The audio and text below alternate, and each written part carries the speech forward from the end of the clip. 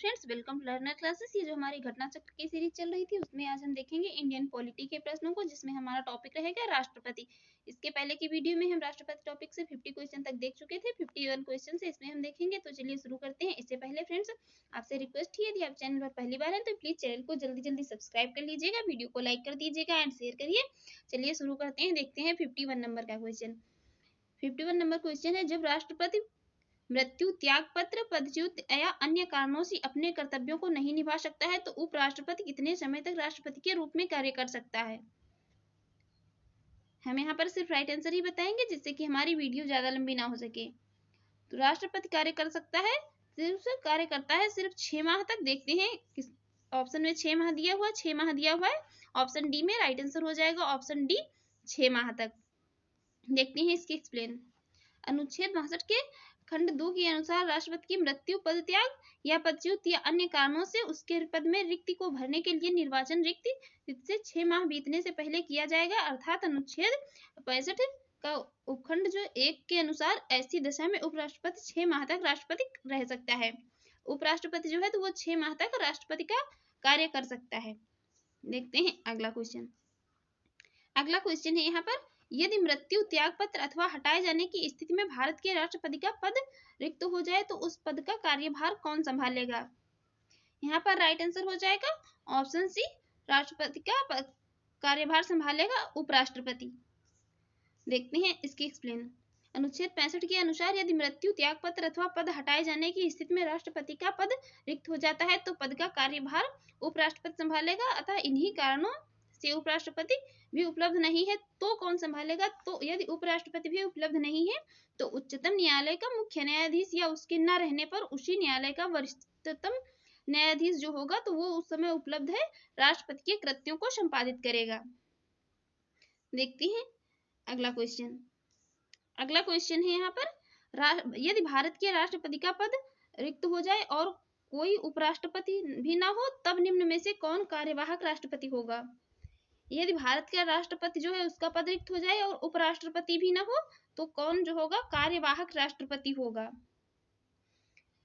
कार्यवाहक राष्ट्रपति होगा सर्वोच्च न्यायालय का मुख्य न्यायाधीश। राइट आंसर ऑप्शन डी, सर्वोच्च न्यायालय का मुख्य न्यायाधीश। देखते हैं अगला क्वेश्चन है यहाँ पर, यदि राष्ट्रपति और उपराष्ट्रपति का पद खाली हो तो भारत के राष्ट्रपति के पद पर कौन जो है होता है। भारत के राष्ट्रपति और उपराष्ट्रपति दोनों का पद यदि खाली हो तो राष्ट्रपति के पद पर कौन रहेगा, तो रहेगा भारत का मुख्य न्यायाधीश। Right answer option B. देखते हैं अगला क्वेश्चन। अगला क्वेश्चन है यहाँ पर, यदि भारत में राष्ट्रपति एवं उपराष्ट्रपति का पद एक ही समय बिंदु पर खाली हो जाता है तो राष्ट्रपति का पद जो है अस्थायी तौर पर निम्नलिखित अधिकारी धारण करेगा। यदि राष्ट्रपति और उपराष्ट्रपति दोनों एक ही समय में जो है नहीं उपस्थित होते हैं या किसी कारणों से उनका पद जो खाली हो जाता है तो उस पद पर जो है कौन उस पद को संभालेगा, तो उस पद को संभालेगा सर्वोच्च न्यायालय का मुख्य न्यायाधीश। Right answer option B. देखते हैं अगला क्वेश्चन यहाँ पर कथन और कारण का दिया हुआ है। कथन है, अपने कार्यकाल के दौरान भारत के राष्ट्रपति के विरुद्ध किसी भी न्यायालय में मुकदमा नहीं चलाया जा सकता है। उसका कारण दिया हुआ है, राष्ट्रपति का पद संविधान के ऊपर होता है। राष्ट्रपति का पद जो है संविधान के ऊपर होता है। ये स्टेटमेंट तो पढ़ने से ही इनकरेक्ट लग रहा है। यहाँ पर जो इसमें दिया हुआ है ये कोई भी राइट आंसर नहीं है। देखते हैं इसकी एक्सप्लेन। संविधान के अनुच्छेद 52 के अनुसार भारत का एक जो है राष्ट्रपति होगा तथा अनुच्छेद 53 के अनुसार संघ की कार्यपालिका शक्ति राष्ट्रपति में निहित होगी, परंतु संसदीय शासन व्यवस्था होने के कारण राष्ट्रपति मंत्रिपरिषद की सलाह पर कार्य करता है। अनुच्छेद 361 के तहत क्या है, तो इसमें राष्ट्रपति या राज्यपाल को उनके द्वारा किए गए शासकीय कार्यों के लिए विधिक कार्यवाही से उन्मुक्ति प्राप्त है। अनुच्छेद 361(2) के अनुसार क्या है, तो ये अपने कार्यकाल के दौरान राष्ट्रपति या किसी राज्य के राज्यपाल के विरुद्ध किसी भी न्यायालय में आपराधिक दंडिक मुकदमा नहीं चलाया जा सकता है, परंतु अनुच्छेद 361 के खंड 4 के प्रावधान के तहत उनके द्वारा व्यक्तिगत हैसियत से किए गए कार्य के संबंध में उनके विरुद्ध अनुदोष का दावा करने वाला दीवानी सिविल मुकदमा तत्संबंधी विस्तृत लिखित सूचना देने या उन्हें जो है उनके कार्यालय में देने के 2 माह पश्चात चलाया जा सकता है। इसके साथ ही जो राष्ट्रपति का पद संविधान के ऊपर नहीं होता है, इसलिए जो यहाँ पर ये कारण है गलत है। संविधान के ऊपर कुछ भी नहीं है, संविधान सर्वोच्च है। देखते हैं अगला क्वेश्चन। अगला क्वेश्चन है यहाँ पर, भारतीय संविधान के निम्नलिखित में से किस एक संशोधन द्वारा राष्ट्रपति को कोई भी मामला मंत्रिपरिषद द्वारा पुनर्विचार किए जाने के लिए वापस भेजने का अधिकार दिया गया है? ये दिया गया है 44वें संविधान संशोधन द्वारा। Right answer option D. 44वें संविधान संशोधन अधिनियम 1978 द्वारा अनुच्छेद 74 के खंड 1 में परंतु जोड़ा गया है, जिसके तहत राष्ट्रपति को कोई भी मामला जो है मंत्रिपरिषद द्वारा पुनर्विचार किए जाने के लिए वापस भेजने का अधिकार दिया गया है। किसे? राष्ट्रपति को। देखते हैं अगला क्वेश्चन है, राष्ट्रपति लोकसभा को कब भंग कर सकते हैं? राष्ट्रपति लोकसभा को भंग कर सकता है, कब भंग कर सकता है? तो ये केंद्रीय मंत्रिमंडल की अनुशंसा पर, केंद्रीय मंत्रिमंडल की अनुशंसा पर राष्ट्रपति लोकसभा को भंग कर सकता है। देखते हैं इसकी एक्सप्लेन। अनुच्छेद 85 के खंड 2 खा और उपखंड खा के अनुसार राष्ट्रपति लोकसभा भंग कर सकता है, किंतु राष्ट्रपति की यह शक्ति अनुच्छेद 74(1) के अधीन है, अर्थात वह ऐसा केंद्रीय मंत्रिपरिषद की अनुशंसा या सलाह पर कर सकता है। उल्लेखनीय है कि मंत्रिमंडल में कैबिनेट स्तर के मंत्री शामिल होते हैं, और जबकि मंत्रिपरिषद में क्या है, इसमें सभी कैबिनेट राज्य उपमंत्री और मंत्री सम्मिलित होते हैं। हालांकि मंत्रिपरिषद द्वारा लोकसभा में बहुमत खो देने पर उसके द्वारा दी गई लोकसभा को समय पूर्व भंग करने की सलाह राष्ट्रपति पर जो है कोई बाध्यकारी नहीं है। ये सलाह राष्ट्रपति पर बाध्यकारी नहीं होती है, तथा इस संदर्भ में राष्ट्रपति अपने विवेकाधिकार का प्रयोग कर सकता है। कभी कभी क्वेश्चन ये भी पूछ सकता है, राष्ट्रपति जो है अपने विवेकाधिकार का प्रयोग कब कर सकता है? ये जो है इसको भंग करने में अपने विवेकाधिकार का प्रयोग यहाँ पर समय पूर्व भंग करने की सलाह जो है इसमें राष्ट्रपति पर ये कोई बाध्यकारी नहीं होती है। राष्ट्रपति जो है इसमें अपने विवेक के आधार पर इसमें कार्य कर सकता है। देखते हैं अगला क्वेश्चन है, भारत के राष्ट्रपति देश की अनुशंसा पर लोकसभा को भंग कर सकते हैं। ये किसकी अनुशंसा पर भंग कर सकते हैं? तो ये भंग कर सकते हैं मंत्रिपरिषद की। Right answer option D. देखते हैं अगला क्वेश्चन है यहाँ पर, लोकसभा और राज्यसभा की संयुक्त बैठक किसके द्वारा आयोजित की जा सकती है? ये की जा सकती है राष्ट्रपति के द्वारा। राइट आंसर ऑप्शन ए। देखते हैं अगला क्वेश्चन है यहाँ पर, ये जो है संविधान के अनुच्छेद 108 के तहत किसी विधेयक पर दोनों सदनों के मध्य गतिरोध की स्थिति में लोकसभा और राज्यसभा की संयुक्त बैठक राष्ट्रपति द्वारा आयोजित की जा सकती है। अनुच्छेद 118(4) के तहत दोनों सदनों की संयुक्त बैठक की अध्यक्षता लोकसभा अध्यक्ष द्वारा की जाती है। लोकसभा अध्यक्ष के द्वारा ये इसकी बैठक की अध्यक्षता की जाती है। ये भी पूछ लिया जाता है कि इस बैठक दोनों सदनों की संयुक्त बैठक की अध्यक्षता कौन करता है? तो ये करता है लोकसभा का अध्यक्ष। अगला क्वेश्चन है यहाँ पर, अनुच्छेद 108 के अंतर्गत लोकसभा और राज्यसभा की संयुक्त बैठक आयोजित की जा सकती है। ये किसके द्वारा आयोजित की जा सकती है? तो ये की जा सकती है राष्ट्रपति के द्वारा। राइट आंसर ऑप्शन ए। अगला क्वेश्चन है यहाँ पर, भारतीय संसद का संयुक्त अधिवेशन निम्नलिखित में से कौन एक बुला सकता है? ये कौन जो भंग कर सकता है वही बुला सकता है। ये बुला सकता है राष्ट्रपति बुला भी सकता है और भंग भी कर सकता है, दोनों काम कर सकता है। अगला है, भारत के राष्ट्रपति से संबंधित निम्नलिखित कथनों में से कौन सा एक सही नहीं है? यहाँ जो 4 स्टेटमेंट दिए हैं राष्ट्रपति के संबंध में, बताना है कौन सा एक स्टेटमेंट जो है यहाँ पर सही नहीं है। तो ये जो बी वाला स्टेटमेंट है यही सही नहीं है। वह दोनों सदनों में चर्चा में भाग लेता है ऐसा नहीं है। राष्ट्रपति जो है तो बुला तो सकता है दोनों सदनों की संयुक्त बैठक और उसे भंग भी कर सकता है, लेकिन वह जो है दोनों सदनों की चर्चा में भाग नहीं लेता है। बाकी ये तीनों स्टेटमेंट जो है सही है। वह संसद का एक संघटक भाग है, ये भी सही है। वह प्रत्येक वर्ष दोनों सदनों की संयुक्त बैठक को संबोधित करता है, यह भी सही है। वह किन्हीं परिस्थितियों में अध्यादेश लागू कर सकता है, यह भी सही है। देखते हैं इसके एक्सप्लेन। भारतीय संविधान के अनुच्छेद 79 के अंतर्गत भारत का राष्ट्रपति संसद का एक जो है संघटक भाग है। अनुच्छेद 86(1) के तहत वह प्रत्येक वर्ष के प्रथम सत्र के आरंभ में दोनों सदनों की संयुक्त बैठक को संबोधित करता है, और संविधान के अनुच्छेद 123 के तहत वह विशेष परिस्थितियों में अध्यादेश जारी कर सकता है। तो ये अध्यादेश का उपबंध किसमें है? अनुच्छेद 123 में। परंतु वह दोनों सदनों में चर्चा में भाग नहीं लेता है। दोनों सदनों राज्यसभा और लोकसभा की जो चर्चा होती है वह उसमें भाग नहीं लेता है। कौन? राष्ट्रपति। देखते हैं अगला क्वेश्चन है यहाँ पर, कथन और कारण का कथन ए दिया हुआ है, राष्ट्रपति संसद का भाग है, उसका कारण है आर दिया हुआ है, संसद के दोनों सदनों द्वारा पारित विधेयक बिना राष्ट्रपति की स्वीकृति के कानून नहीं बन सकते हैं।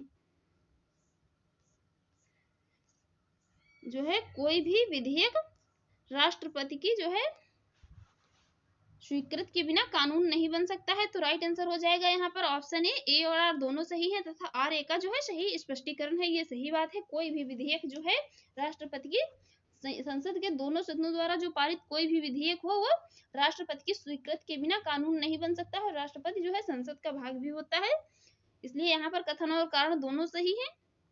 राइट आंसर ऑप्शन है। देखते हैं इसकी एक्सप्लेन।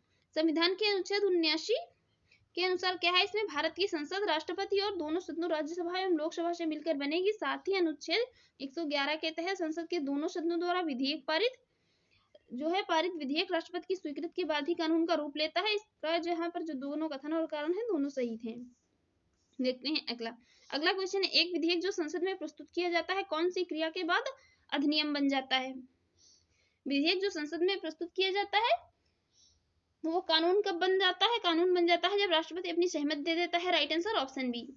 राष्ट्रपति जब अपनी सहमति दे देता है तो कोई भी विधेयक जो है ये संविधान के अनुच्छेद 111 में विधेयकों पर राष्ट्रपति की अनुमति से संबंधित उपबंध दिए हैं। राष्ट्रपति जब उस विधेयक पर हस्ताक्षर कर देता है तो वह कानून बन जाता है।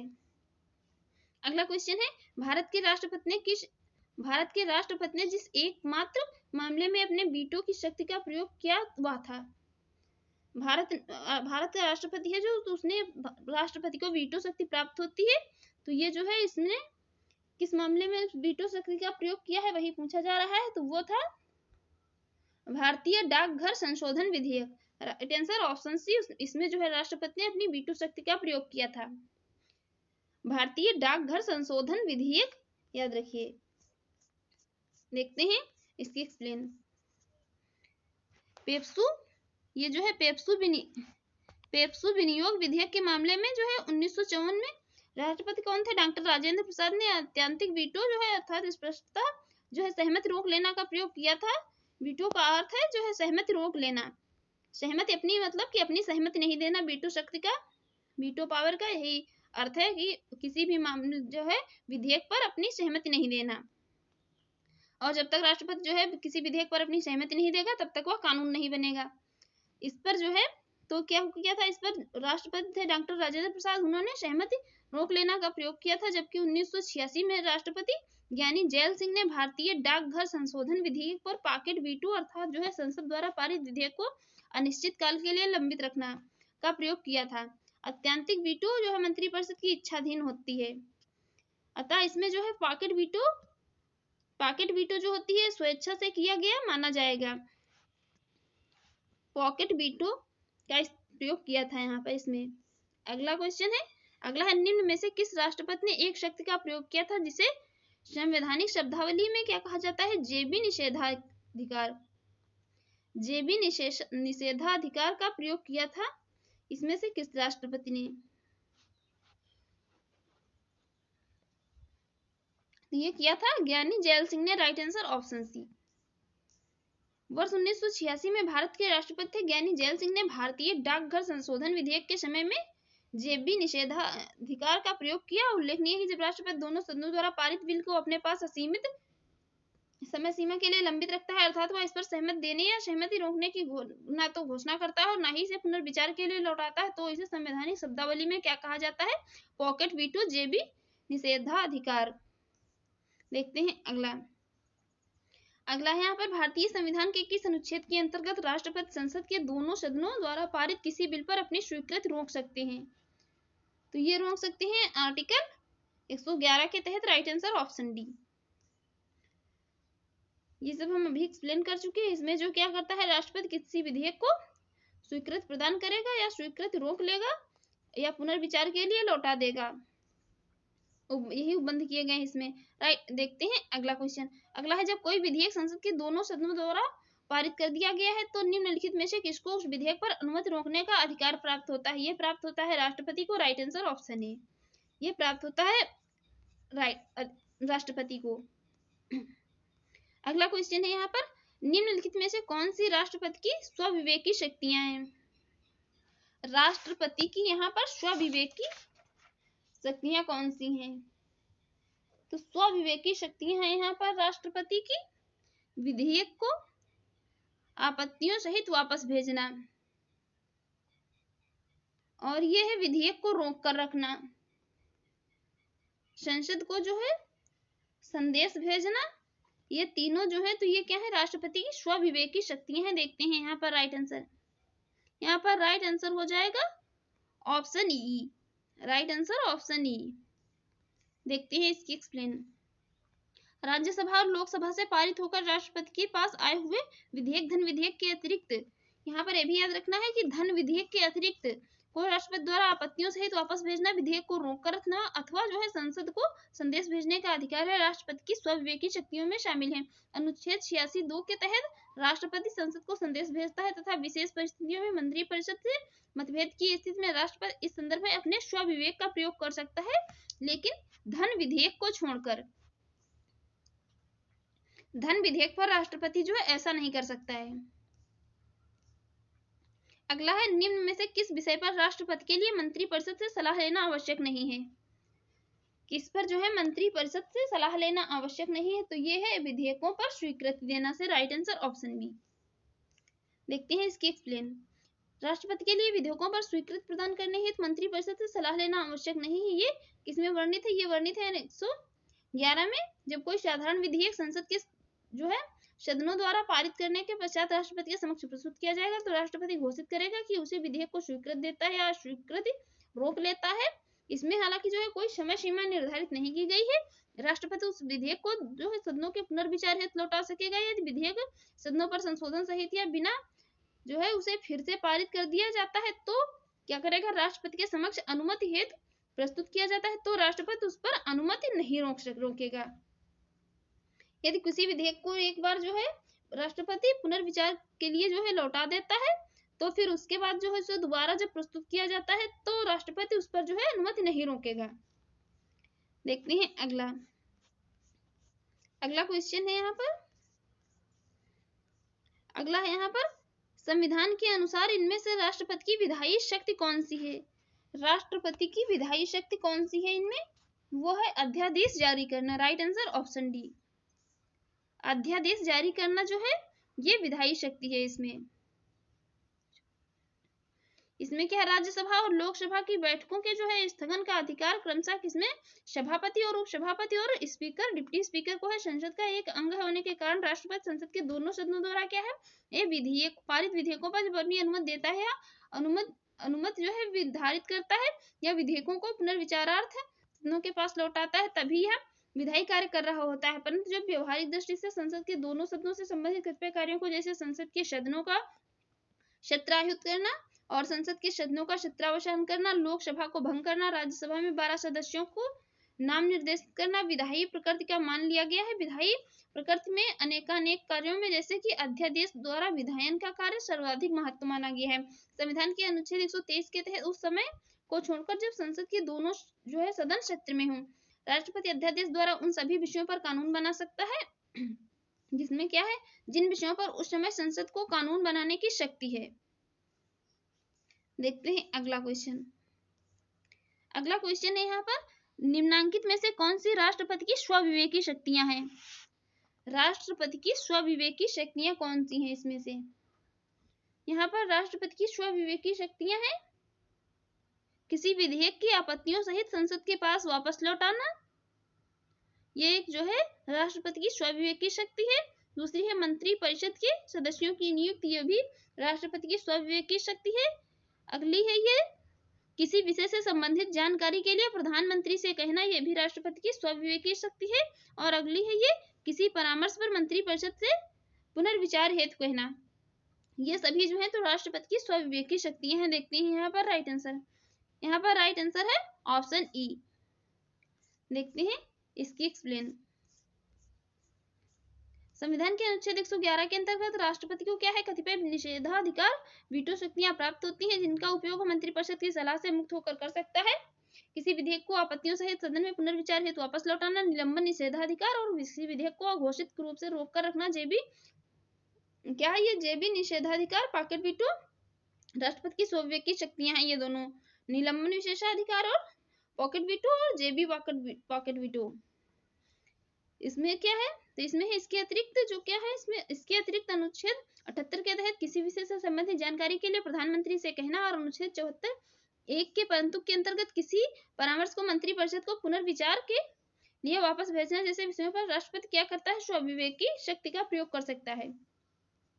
अगला क्वेश्चन है यहाँ पर, जब केंद्रीय मंत्रिमंडल ने वर्ष 2002 में चुनावी सुधारों पर अध्यादेश में बिना किसी बदलाव के उसे राष्ट्रपति को वापस भेजा, तब राष्ट्रपति ने भारतीय संविधान के कौन से अनुच्छेद के अंतर्गत उसे अपनी सहमति दे दी?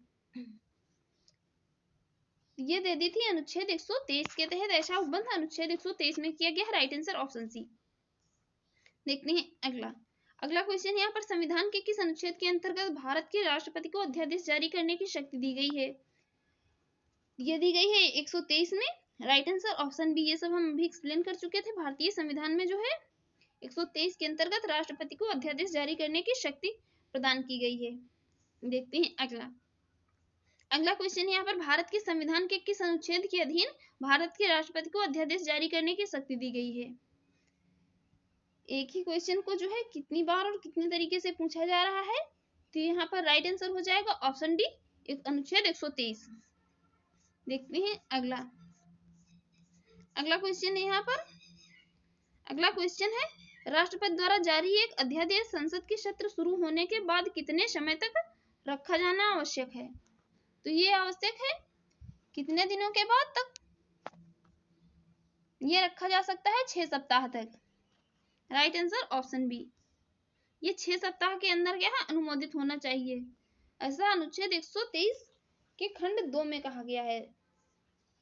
देखते हैं अगला क्वेश्चन है यहाँ पर, निम्नलिखित में से किनकी नियुक्ति भारत के राष्ट्रपति द्वारा की जाती है? इसमें जो है किनकी नियुक्ति भारत के राष्ट्रपति के द्वारा की जाती है? तो इसकी नियुक्ति की जाती है वित्त आयोग के अध्यक्ष की, और की जाती है संघ राज्य क्षेत्र के मुख्यमंत्री की। नियुक्ति किसके द्वारा की जा सकती है? राष्ट्रपति के द्वारा। तो राइट आंसर ऑप्शन सी। देखते हैं इसकी एक्सप्लेन। अनुच्छेद 280 के अनुसार वित्त आयोग के अध्यक्ष 280 के अनुसार जो है वित्त आयोग के अध्यक्ष की नियुक्ति राष्ट्रपति द्वारा की जाती है। और अनुच्छेद 239 के उपखंड 5 के तहत इसमें क्या है, संघ राज्य क्षेत्र के मुख्यमंत्री की नियुक्ति राष्ट्रपति करेगा तथा अन्य मंत्रियों की नियुक्ति राष्ट्रपति मुख्यमंत्री की सलाह पर करेगा तथा मंत्री राष्ट्रपति के प्रसाद पर्यंत पद धारण करेंगे। योजना आयोग और नीति आयोग के उपाध्यक्ष की नियुक्ति प्रधानमंत्री द्वारा की जाती है। योजना आयोग को रिप्लेस करके बना था 2015 में नीति आयोग। देखते हैं अगला क्वेश्चन है, निम्नलिखित में से राष्ट्रपति किसकी नियुक्ति करता है?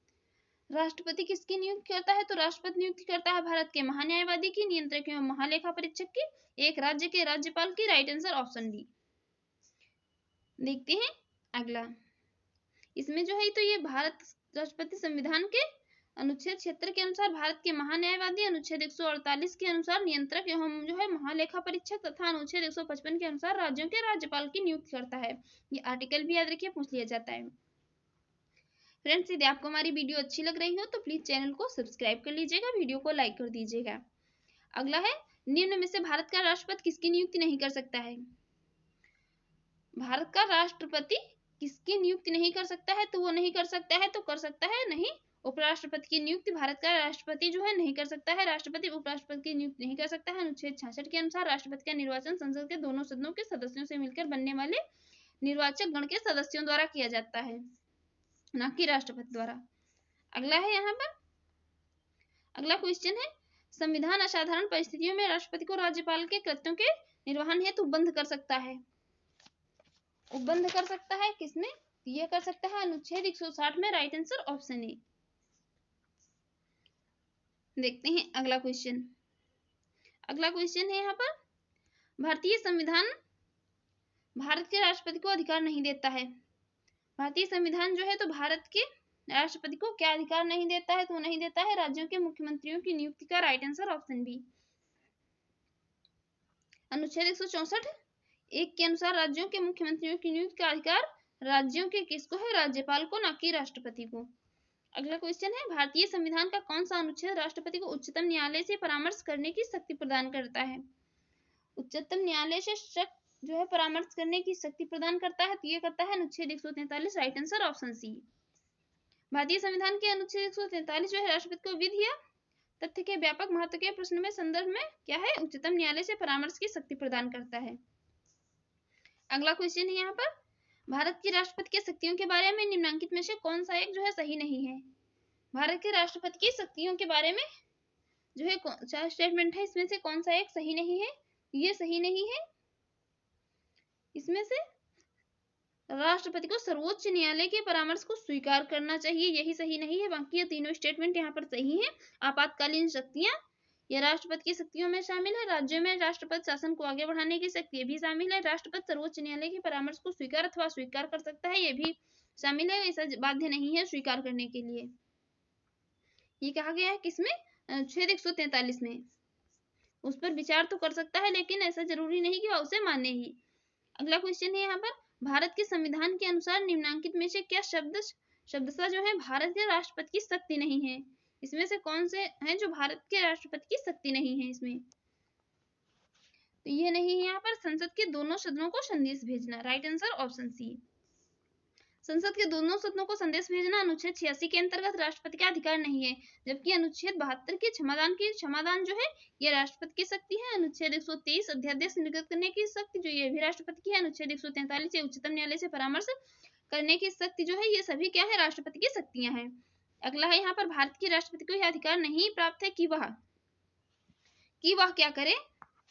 राष्ट्रपति को कौन सा अधिकार नहीं प्राप्त है? तो ये नहीं प्राप्त है कि वो सर्वोच्च न्यायालय के न्यायाधीश को हटाए। Right answer option B. अनुच्छेद 124 के खंड 4 के अनुसार सर्वोच्च न्यायालय के किसी न्यायाधीश को तब तक नहीं हटाया जा सकता है जब तक उस पर जो है साबित कदाचार या असमर्थता के आधार पर ऐसे हटाए जाने के लिए संसद के प्रत्येक सदन द्वारा अपनी कुल सदस्य संख्या के बहुमत द्वारा तथा उपस्थित और मत देने वाले सदस्यों की कम से कम 2/3 बहुमत द्वारा जो है समर्थित समावेदन राष्ट्रपति के समक्ष उसी सत्र में रखे जाने पर राष्ट्रपति उसे हटाने का आदेश नहीं दे सकता है। अगला क्वेश्चन है यहाँ पर, राष्ट्रपति की क्षमा आदि की शक्ति है, इसमें राष्ट्रपति की क्षमा की शक्ति कौन सी है? तो ये है इसमें न्यायिक शक्ति। Right answer option B. ये किसमें है? संविधान के अनुच्छेद 72 के तहत है। इसमें जो है मामलों में दंडादेश के निलंबन, परिहार के लघुकरण की जो है न्यायिक शक्तियां प्राप्त हैं किसको? राष्ट्रपति को। अगला क्वेश्चन है यहाँ पर, राष्ट्रपति की क्षमा प्रदान करने की शक्ति में क्या क्या सम्मिलित नहीं है? राष्ट्रपति की क्षमा प्रदान करने की शक्ति में जो है इसमें क्या क्या सम्मिलित नहीं है? तो इसमें सम्मिलित नहीं है क्षमा प्रदान करने की शक्तियों में क्या क्या इसमें सम्मिलित नहीं है? इसमें राष्ट्रपति की क्षमा प्रदान करने की शक्ति में इसमें सम्मिलित नहीं है क्षमा और लघुकरण, और इसमें क्या सम्मिलित नहीं है? सम्मिलित नहीं है परिहार, सम्मिलित नहीं है विराम, और सम्मिलित नहीं है क्या? प्रविलंबन। इसमें रोक और निरंतरता जो है सम्मिलित है राष्ट्रपति की क्षमा प्रदान करने की शक्तियों में। देखते हैं यहाँ पर राइट आंसर। यहाँ पर राइट आंसर हो जाएगा ये सभी जो है इसमें सम्मिलित है। सॉरी, यहाँ पर कुछ पढ़ने में मिस्टेक हो गई। ये यहाँ पर जो है सभी सम्मिलित है। ये जो निरंतरता और ये जो यहाँ पर क्या है? निरंतरता, और यहाँ पर प्रविलंबन जो है यही सम्मिलित इसमें नहीं है, और बाकी यहाँ पर जो है तो ये सभी इसमें सम्मिलित है। यहाँ पर ये रोक और निरंतरता जो है यही सम्मिलित नहीं है। बाकी यहाँ पर ये जो क्षमा, लघुकरण, परिहार, विराम, प्रविलंबन ये सभी जो है इसमें क्या है? सम्मिलित हैं। ये नहीं वाले वर्ड को जो है ध्यान से पढ़िए, ये कई बार क्वेश्चन गलत करा देता है। यहाँ पर राइट आंसर होगा ऑप्शन ई।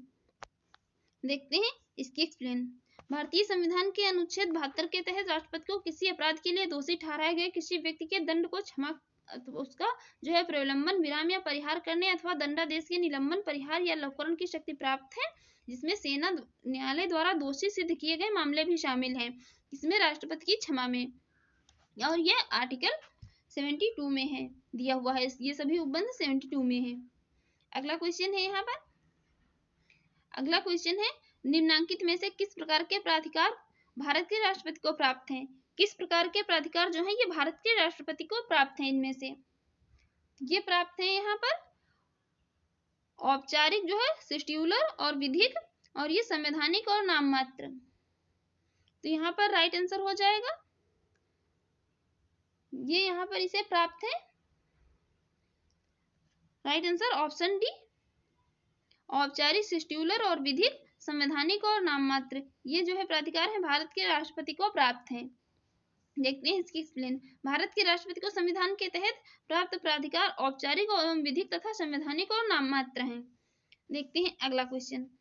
अगला क्वेश्चन है यहाँ पर, भारतीय संविधान के अनुसार भारत के राष्ट्रपति का यह कर्तव्य है कि वे निम्नलिखित में से किसको जो है संसद के पटल पर रखवाएं। किसको संसद के पटल पर रखवाएं? तो यहाँ पर राइट आंसर हो जाएगा ऑप्शन सी, संघ वित्त आयोग की सिफारिशों को, लोक लेखा समिति के प्रतिवेदनों को और राष्ट्रीय अनुसूचित जाति आयोग के प्रतिवेदन को। यह नियंत्रक और महालेखा परीक्षक के प्रतिवेदन को इसमें जो है पटल पर नहीं रखवाए जाने का प्रावधान है। देखते हैं इसकी एक्सप्लेन।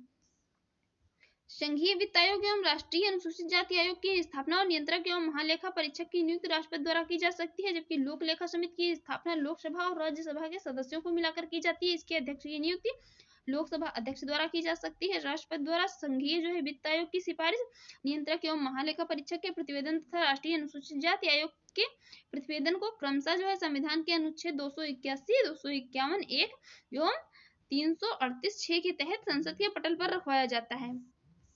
देखते हैं अगला क्वेश्चन है यहाँ पर, निम्न में से कौन सा संवैधानिक विशेषाधिकार राष्ट्रपति का नहीं है? कौन सा विशेषाधिकार जो है राष्ट्रपति का नहीं है? तो यह है वित्तीय बिल को पुनर्विचार हेतु लौटाना। राइट आंसर ऑप्शन बी, ये राष्ट्रपति का विशेषाधिकार नहीं है। राष्ट्रपति संविधान के अनुच्छेद 110 के खंड 1 के उपखंड का से जो है उपखंड 4 में निर्दिष्ट किसी विषय के लिए उपबंध करने वाले वित्तीय बिल जो कि मनी बिल या धन विधेयक होते हैं को अनुच्छेद 111 के तहत अन्य साधारण बिलों की तरह पुनर्विचार हेतु नहीं लौटा सकता है। ऐसा केस में है, ऐसे जो है वित्तीय बिल विधेयक क्या है, ये 117 के प्रावधानों के तहत राष्ट्रपति की सिफारिश के बाद ही केवल लोकसभा में प्रस्तावित या पूरा स्थापित किए जाते हैं। कौन? वित्त विधेयक या धन विधेयक या बिल मनी बिल। देखते हैं अगला क्वेश्चन यहाँ पर, निम्नलिखित में से किसी भौगोलिक क्षेत्र को अनुसूचित घोषित करने को संवैधानिक अधिकार किसको है? किसी जो है भौगोलिक क्षेत्र है भारत का, तो उसे अनुसूचित घोषित करने की शक्ति जो है संविधान में किसको है? तो ये है राष्ट्रपति को। राइट आंसर ऑप्शन डी, राष्ट्रपति को। ये किसमें है? अनुसूची के पैराग्राफ 6 में अनुसूचित क्षेत्रों से संबंधित प्रावधान है। इसमें है राष्ट्रपति के आदेश के द्वारा किसी भौगोलिक क्षेत्र को अनुसूचित क्षेत्र घोषित अथवा विस्तारित किया जाता है। किसी भी समय राष्ट्रपति के अध्यादेश द्वारा अनुसूचित क्षेत्र के संपूर्ण अथवा किसी विशिष्ट भाग को समाप्त किया जा सकता है और राज्य के राज्यपाल से परामर्श करने के पश्चात राष्ट्रपति के आदेश द्वारा राज्य के अनुसूचित क्षेत्र को जो है क्षेत्र के क्षेत्रफल को क्या है बढ़ाया जा सकता है। देखते हैं अगला क्वेश्चन यहाँ पर, संसद के लिए राष्ट्रपति का अभिभाषण कौन तैयार करता है? तो ये तैयार करता है कौन? ये तैयार करता है केंद्रीय मंत्रिमंडल। राइट आंसर ऑप्शन डी, ये तैयार करता है कौन? केंद्रीय मंत्रिमंडल, क्योंकि ये जो वास्तविक कार्यपालिका शक्ति है ये कौन है? केंद्रीय मंत्रिमंडल है। अगला क्वेश्चन है यहाँ पर, भारत के प्रथम राष्ट्रपति राजेंद्र प्रसाद किस राज्य के हैं? भारत के प्रथम राष्ट्रपति थे राजेंद्र प्रसाद, ये किस राज्य के थे? तो ये थे बिहार राज्य के। देखते हैं इसकी एक्सप्लेन।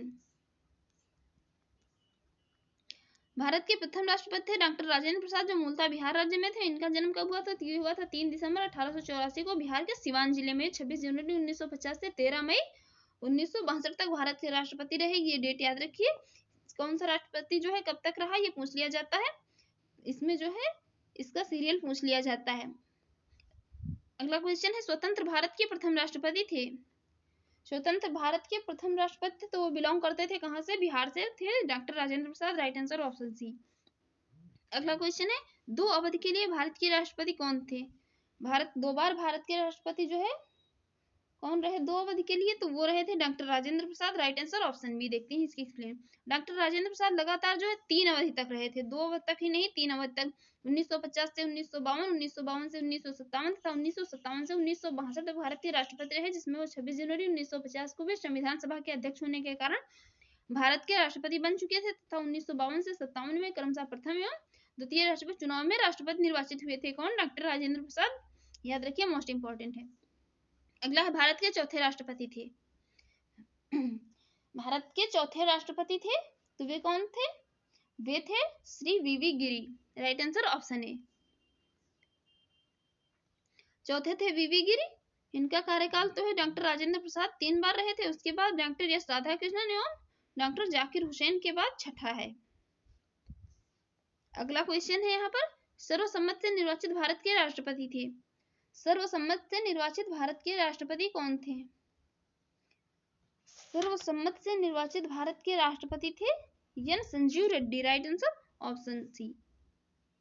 ये निर्विरोध चुने गए थे कब? 1977 से 1982 में उनके कार्यकाल की अवधि थी।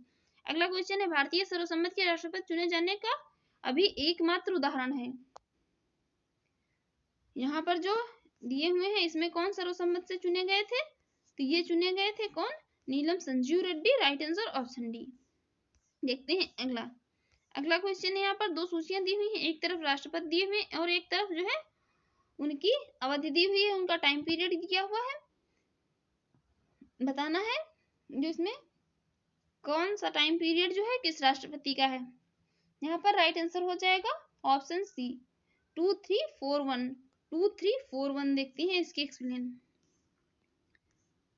ये जो थे फखरुद्दीन अली अहमद, इनका टाइम पीरियड था 1974 से 1977। एन संजीव रेड्डी का 1977 से 1982। डॉक्टर जाकिर हुसैन का था 1967 से 1969 और वीवी गिरी का था 1969 से 1974। ये इनका जो है क्रमकाल था, इनके राष्ट्रपति रहने की अवधि थी। तो इनको जो है सीरियल से याद रखिए सभी को। फ्रेंड्स, आपको हमारी वीडियो अच्छी लगी हो तो प्लीज चैनल को सब्सक्राइब कर लीजिएगा, वीडियो को लाइक कर दीजिएगा।